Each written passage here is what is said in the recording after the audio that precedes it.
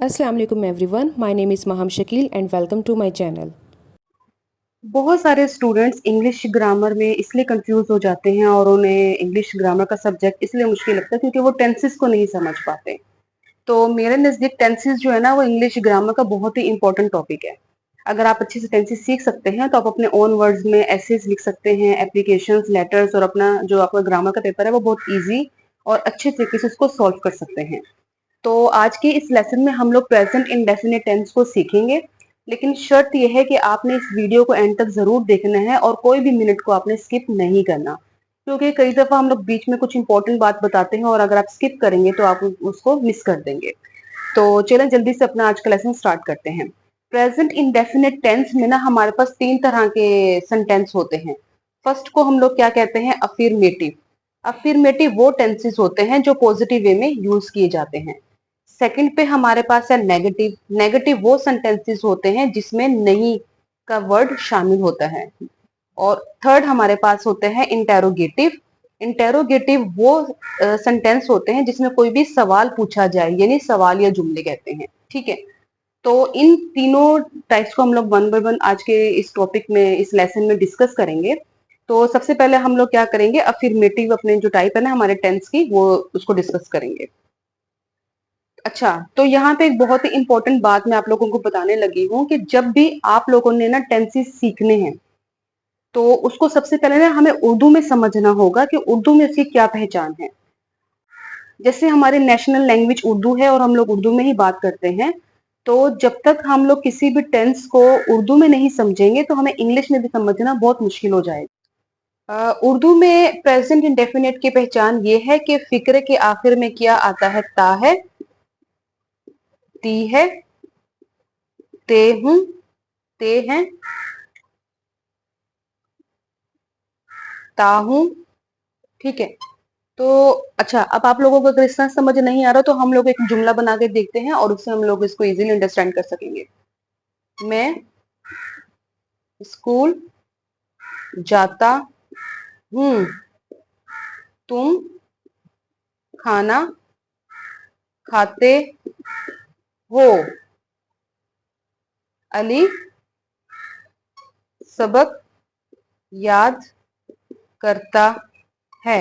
अगर आप इन उर्दू के जुमलों में देखेंगे ना तो देखें हर जुमले के आखिर में क्या आ रहा है? ता हूं, ते हूं, ता है। ठीक है, तो प्रेजेंट इंडेफिनिट की सबसे पहले उर्दू में यही पहचान है कि हर जुमले के आखिर में इस तरह के वर्ड्स आएंगे, उससे आपको पता चल जाएगा कि ये हमारे पास कौन सा टेंस है, प्रेजेंट इंडेफिनिट टेंस। उर्दू में तो हमने इसकी पहचान देख ली कि प्रेजेंट इंडेफिनिट को हम उर्दू में कैसे आइडेंटिफाई करेंगे, कैसे पहचानेंगे।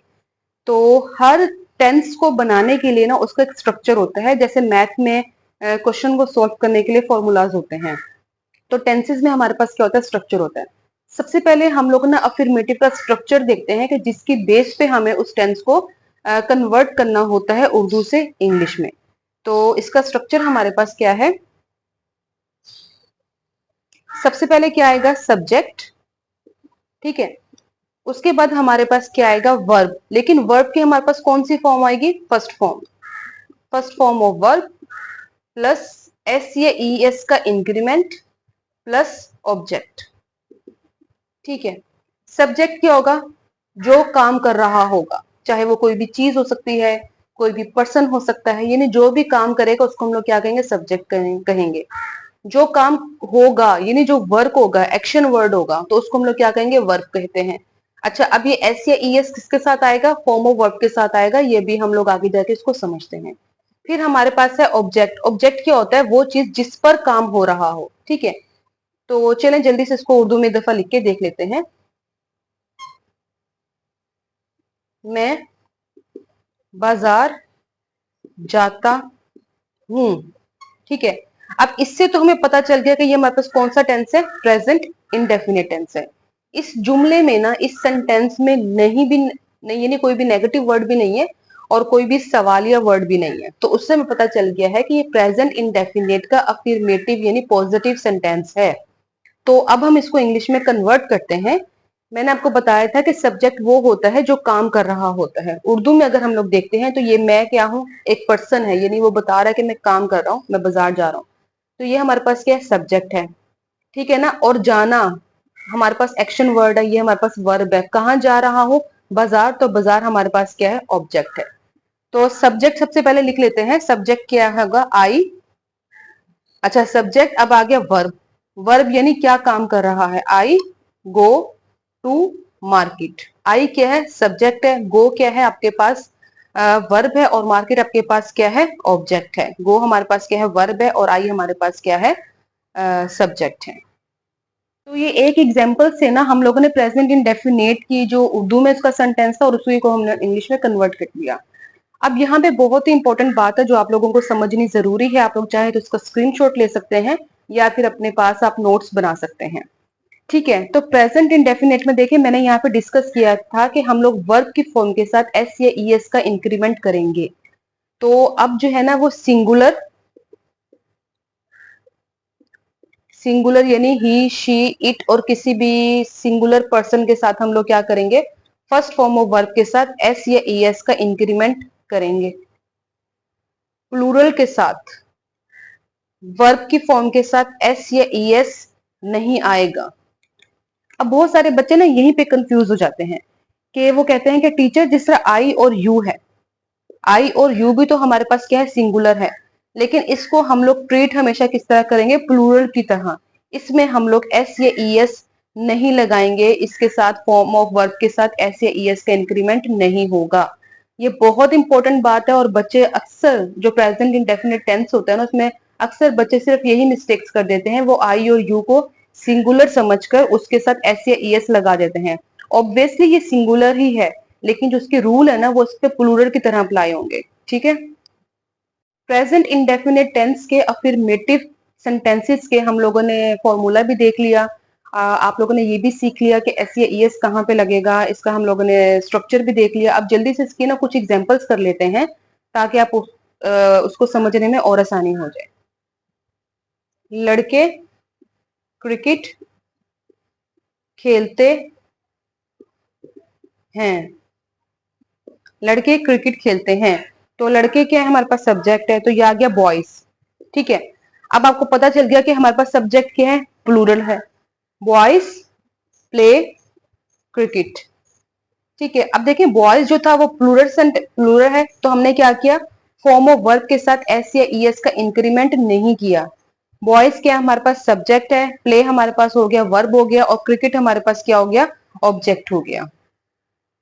अब अगर हम इसको यूं कहते हैं कि जिस तरह अगर हम सिंगुलर में लेते हैं, अली किताब पढ़ता है।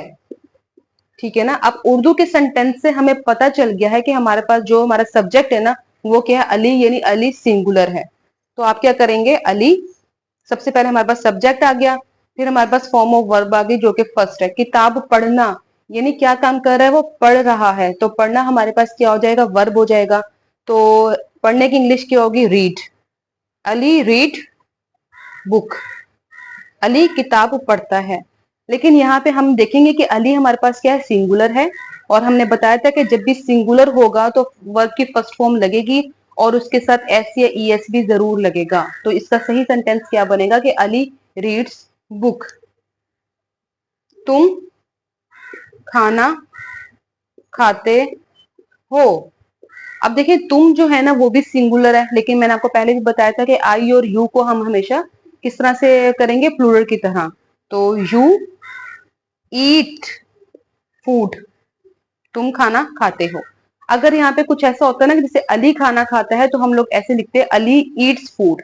लेकिन यहाँ पे तुम है तो यहाँ पे फर्स्ट फॉर्म ऑफ वर्ब के साथ एस या ई एस का इंक्रीमेंट नहीं होगा।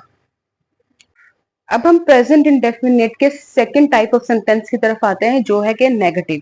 नेगेटिव का मतलब होता है नहीं। ऐसे जुमले जिसमें हम लोग क्या करेंगे? नहीं का वर्ड यूज करेंगे। तो सबसे पहले हम लोग इसका स्ट्रक्चर लिख लेते हैं। सब्जेक्ट प्लस डू नॉट या फिर does not plus form of verb हमारे पास कौन से हम लोग यूज करेंगे? First form, first form of verb. और फिर हमारे पास आ जाएगा इसका ऑब्जेक्ट। ठीक है, अच्छा अब आप लोगों ने यहाँ पे देखना है कि यहाँ पे मैंने ना एस या ई एस नहीं लिखा। क्यों? क्योंकि देखिए जब भी हम लोग सिंगुलर के साथ फॉर्म ऑफ वर्ब को यूज करेंगे ना, तो उसके साथ हम लोग क्या यूज करेंगे, डज नॉट। और प्लूरल के साथ हम लोग क्या यूज करेंगे, डू नॉट।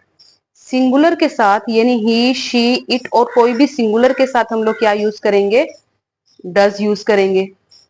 ठीक है। और प्लूरल के साथ हम लोग क्या यूज करेंगे, डू नॉट यूज करेंगे। और आई और यू के साथ भी हम लोग क्या यूज करेंगे, डू नॉट यूज करेंगे। जिस तरह हम लोगों ने पहले डिस्कस कर चुके हैं कि आई और यू को हम लोग हमेशा प्लूरल की तरह ही कंसीडर करेंगे और वही वाले रूल अप्लाई होंगे। अब आप कहेंगे कि आपने तो कहा था कि हम लोग इसमें एस या ईएस का इंक्रीमेंट करेंगे, लेकिन नेगेटिव में नहीं करेंगे। क्यों? क्योंकि देखिए यहाँ पे ऑलरेडी ही एस या ईएस आ चुका है, ईएस। ठीक है ना। तो इसलिए हम लोग वर्ब की फॉर्म के साथ एस या ईएस यूज नहीं करेंगे। अब हम लोग इसके एग्जांपल्स को डिस्कस कर लेते हैं। मैं बाजार नहीं जाता हूँ।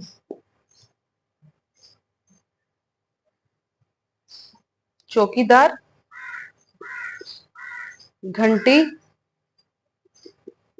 नहीं बजाता है। ठीक है ना। ये दो एग्जांपल्स मैंने उर्दू में लिखी, अब हम इसको इंग्लिश में कन्वर्ट करते हैं। मैं बाजार नहीं जाता हूँ। I do not go to market. ठीक है। देखें, आई है, आई के साथ मैंने आपको बताया था कि हम लोग डू लगाएंगे, क्योंकि आई के साथ हमें एस या ई एस का इंक्रीमेंट नहीं करना है, इसलिए यहाँ पे डू लगेगा। ठीक है ना। I do not go to the market. चौकीदार घंटी नहीं बजाता है। चौकीदार हमारे पास क्या है, सिंगुलर है, तो आप इसको लिख सकते हैं वॉचमैन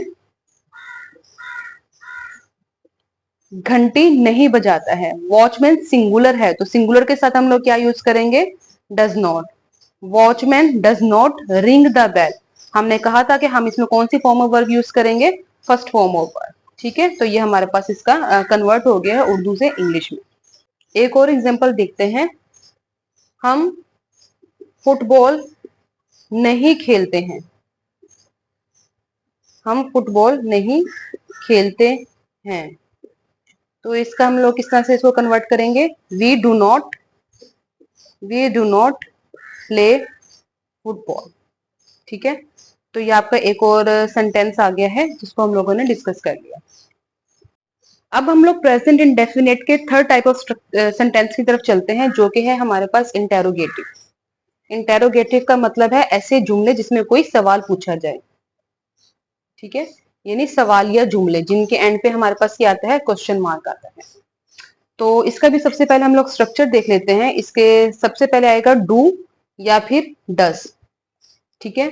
फिर हमारे पास क्या आएगा, सब्जेक्ट आएगा। फिर फर्स्ट फॉर्म ऑफ वर्ब आएगी। वर्ब की हम लोग कौन सी फॉर्म यूज करेंगे, फर्स्ट फॉर्म यूज करेंगे। और फिर हमारे पास क्या आ जाएगा, इसका ऑब्जेक्ट आएगा। और एंड पे हम लोग क्या करेंगे, क्वेश्चन मार्क डाल देंगे। चलिए उर्दू में पहले हम लोग इसको समझ लेते हैं, इसके सेंटेंस को क्लेरिफाई करते हैं। क्या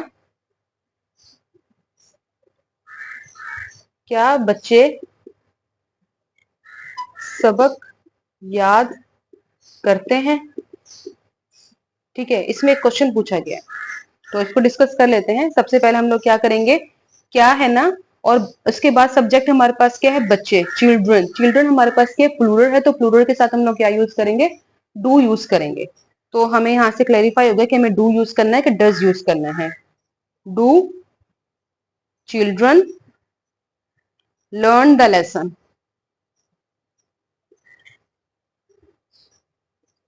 ठीक है। क्या बच्चे सबक याद करते हैं, do children learn the lesson. Children हमारे पास क्या है, प्लूरल है, तो इसलिए हम लोगों ने इसके साथ डू यूज किया है। और लेसन जो सबक है, और लर्न हमारे पास क्या है, वर्ब है। एक और इसकी एग्जांपल देख लेते हैं। क्या फातिमा खाना पकाती है।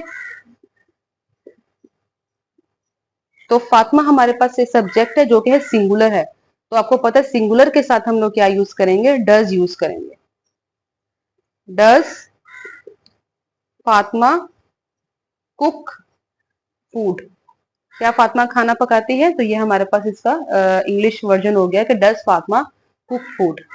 उर्दू के जुमलों में जब इस तरह के वर्ड आ जाते हैं, कब, कहाँ, क्यों, यानी ये भी हमारे पास ना इंटेरोगेटिव सेंटेंस का ही हिस्सा होते हैं। तो लेकिन वो इसको आइडेंटिफाई नहीं कर पाते कि ये वर्ड हमने कब और कैसे यूज करना है। तो इसकी भी एग्जांपल्स हम लोग देख लेते हैं। तुम स्कूल कब जाते हो? ठीक है तो ये हमें पता चल गया कि इंटेरोगेटिव है, लेकिन यहाँ पे ना कब का वर्ड आ गया, ठीक है ना, यानी व्हेन। तो बच्चे कंफ्यूज हो जाते हैं कि इसको हम लोगों ने किस तरह से यूज करना है।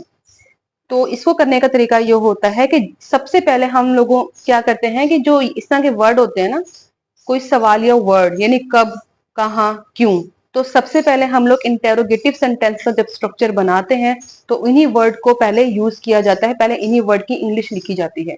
कब की इंग्लिश पता है आपको क्या है? व्हेन। ठीक है, अब हम लोग लगाएंगे इसके बाद हमारे पास डू या फिर डस, लेकिन अकॉर्डिंग टू आवर सब्जेक्ट। हमारा सब्जेक्ट क्या है? तुम। और तुम क्या है? एज अ प्लूरल की तरह लेंगे, तो तुम के साथ हम लोग क्या यूज करेंगे? डू यूज करेंगे। When do you go to school. ठीक है, अगर हमारे पास खाली ये कब का वर्ड नहीं होता तो हम लोग खाली इस तरह से यूज करते हैं, do you go to school. लेकिन जब हमारे पास इस तरह के सेंटेंसेस में वर्ड्स आ जाते हैं तब हम लोग पहले उनको लिखेंगे। यानी अगर तुम स्कूल कहाँ जाते हो? Where do you go to school.